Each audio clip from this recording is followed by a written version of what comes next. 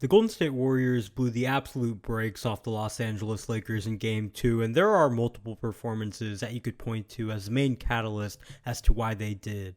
Klay Thompson had a stellar shot-making display, and Draymond Green was as disruptive as ever defensively and was fantastic in the short roll. But arguably the most important performance from that entire game came from none other than Steph Curry, who didn't score over 40 like we're accustomed to seeing him in his explosive games, but he did have one of the best playmaking performances of the entire season, and that's what we're going to be going over. On the box score, Curry recorded 12 assists, which is a lot higher than he typically averages, and even then, that doesn't do full justice as to just how masterful he really was. The Lakers' game plan defensively was to let anyone but Steph Curry beat them. Don't let Steph get hot as a scorer, and unfortunately for them, that did more harm than it did good. The Warriors' offense ran a lot more pick and roll in Game 2 than it did in Game 1. In doing this, the Lakers' defense showed to and sent traps every time Steph crossed half court as the primary ball handler. This allowed the recipient of his pass, most of the time being Draymond Green, to get clearer driving lanes towards the rim. As a result of seeing such an open pathway towards the rim, Green was often met with help,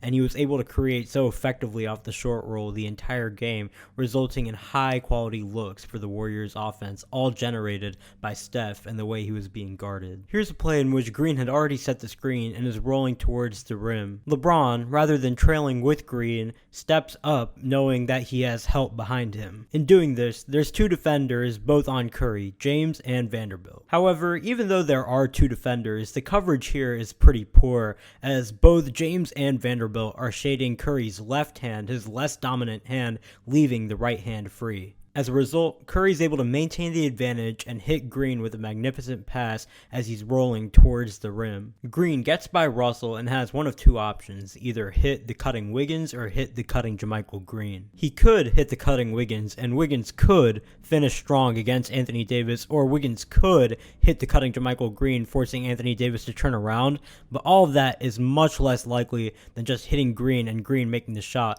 and so as a result, Draymond makes the right decision, passes it to JaMychal Green, forcing Anthony Davis to turn around, and Green already converts at the rim for two. There's a lot of moving components on this play, and Steph isn't credited with the assist, but he's the engine that makes this play even occur in the first place. Here's another example of Steph and Draymond working the pick and roll. Draymond sets the screen on Vanderbilt and rolls towards the rim, and Anthony Davis steps up in order to prevent the Curry open pull-up three. Curry hits Draymond with a bounce pass on the move, and Draymond yet again gets another wide open lane towards the basket. With LeBron being the help defender tasked with preventing Green from scoring at the rim, and two defenders being tasked on Curry, that leaves one open player on the court, and that happens to be the corner shooter, and the Lakers didn't rotate in time in order to prevent that open shot, and as a result, Draymond is able to kick it out to that open corner shooter in JaMychal Green, and Green hits the three. Once again, all of these open shots are created as a result of the Warriors going towards a more pick and roll heavy offense,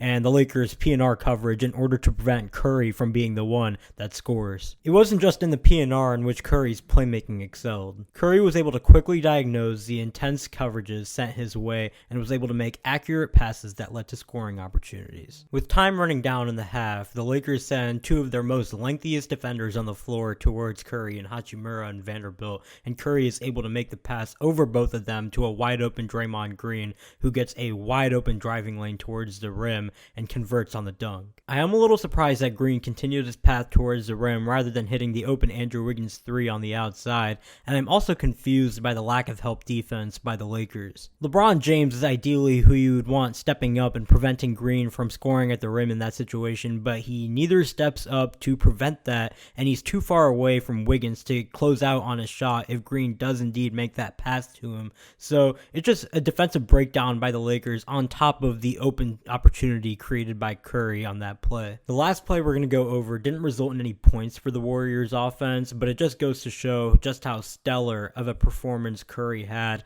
and just how elite and underrated he is as a playmaker, particularly on the ball. The Warriors run a double drag with Draymond and JaMychal Green as the screeners. Curry goes behind both screens, blows past James, and probes the inside as Draymond rolls towards the basket and Green is left wide open from beyond the arc. Curry hits JaMychal Green with a sweet over-the-shoulder pass for a wide open three, and although JaMychal Green doesn't come down with the shot, it just goes to show how teams sell out to stop Steph as a scorer scorer, and how that makes the Warriors offense even more dangerous as he's so well equipped to counter that as a playmaker. Thank you for watching. To see more from me, follow me on social media. And for more elite sports content and analysis, subscribe to the TWSN YouTube page. But until next time, peace. Get up, let me begin. This is TWSN. You ain't heard about us yet, well you better know now, because it's the place that it all goes down.